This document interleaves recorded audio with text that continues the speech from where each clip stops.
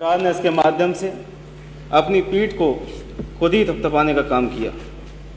चूँकि सदन में आज माननीय वित्त मंत्री जी बोल रहे थे, कई उन्होंने शेर व शायरी की। मैं कहना चाहूँगा कि आईना झूठ नहीं बोलता, मगर अफसोस के देखने वाले सच मानने को तैयार हैं। महोदय, इस अभिभाषण में जनता के असली मुद्दों का जिक्र नहीं हुआ। वहीं कुंभ में जो दर्दनाक हादसा हुआ उसका भी कोई खास जिक्र इस अभिभाषण में नहीं किया गया। निवेश के नाम पर तमाम आंकड़े प्रस्तुत किए गए। तमाम हमारे सत्तापक्षी साथियों ने बताया कितना निवेश आ रहा है, कितना नहीं आ रहा। और पिछले कुछ समय में जो इन्वेस्टर मीट सरकार के द्वारा की गई, उसमें हज़ारों हज़ार करोड़ के MOU साइन किए गए, लेकिन ज़मीन पर कोई भी इन्वेस्टमेंट दिखाई नहीं दे रहा। हमारे माननीय राष्ट्रीय अध्यक्ष जी ने जो महाकुंभ में हादसा हुआ उसके लिए लोकसभा में 2 मिनट मौन की मांग की थी, लेकिन स्पीकर महोदय ने उसे इनकार कर दिया। तो मैं वही मांग यहाँ विधानसभा में दोहराता हूँ कि जिन लोगों ने अपनी जान गंवाई उनके लिए 2 मिनट का मौन हम लोग सदन में रखें।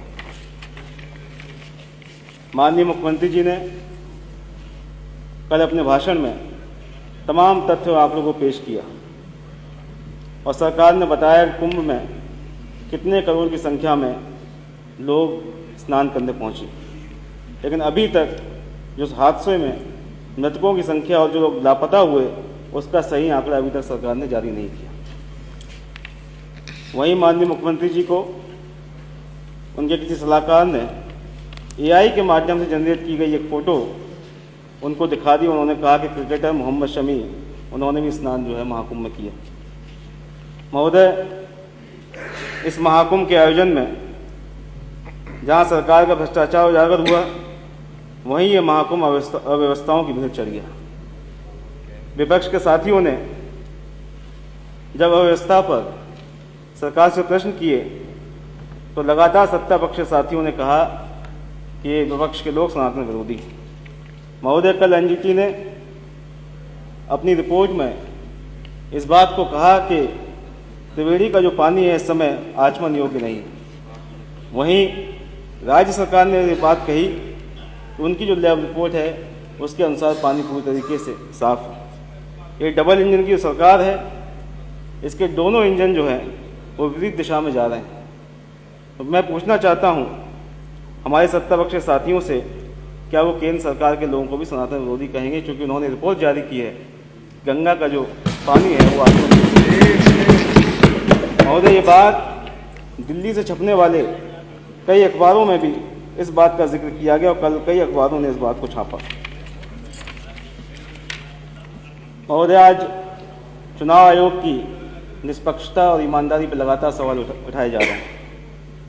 अभी उपचुनाव हुए प्रदेश में, मैं भी उस उपचुनाव के माध्यम से आज सदन पहुंचा हूं, लेकिन जिस तरीके से सरकार ने उस चुनाव में सभी हदों को पार किया, लोकतंत्र का हनन हुआ और जिस तरीके से वोट की लूट की गई, लोगों को वोट डालने से रोका गया, बूथ कैप्चरिंग की गई, वो एक स्वस्थ लोकतंत्र के लिए एक अच्छा निशान नहीं है।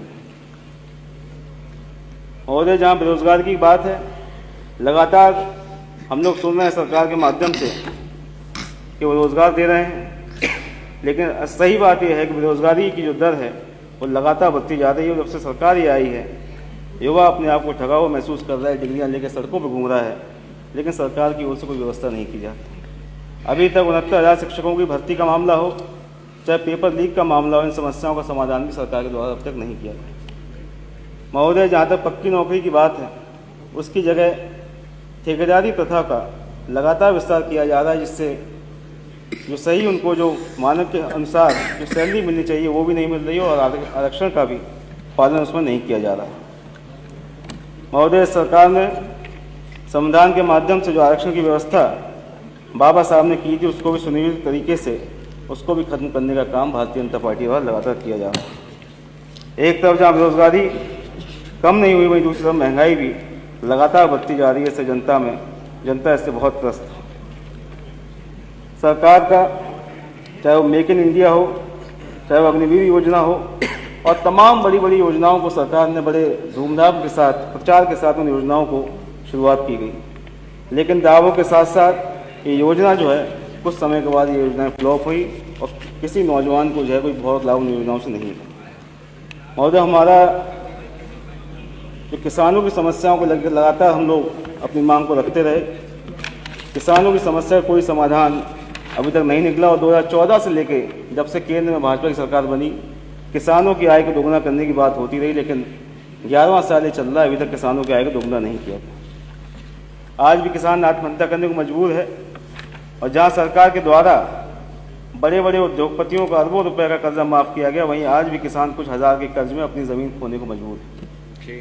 जहाँ तक गन्ना किसान की बात है, 7.5 साल की सरकार में 8 साल की सरकार में गन्ना मूल्य भी अभी तक नहीं बढ़ाया गया और किसानों का बकाया भी लगातार बढ़ता जा रहा है। किसानों को बकाया भी सरकार के द्वारा नहीं दिया गया। मेरी सरकार से मांग है कि किसानों की आय को दुगना करने की जो बात आपने कही थी इतने सालों से, माननीय सदस्य खत्म कर लीजिए प्लीज। मेड इन स्पीच हम 2 मिनट दी तो मेड इन 6 मिनट्स हो गए। मैम महोदय, जहाँ एमएसपी की बात होती है फसलों की, उसको भी सरकार नहीं दे पा रही है, वहीं खाद बीज और कीटनाशकों की कीमतों में भी लगातार बढ़ोतरी की जा रही है। बिजली को महंगा किया गया, छुट्टा पशुओं से आज पूरा प्रदेश परेशान है। जहाँ सांड के हमले में तमाम लोगों की जान जा रही है, वहीं किसान रात रात भर जाग के अपनी खेतों की रखवाली करने को महोदय आज मजबूर है। जहाँ तक शिक्षा स्वास्थ्य की बात है, CSC PSC में डॉक्टर नहीं मिल रहे हैं, वहीं जो बड़े अस्पताल हैं वहाँ भी इलाज की समुचित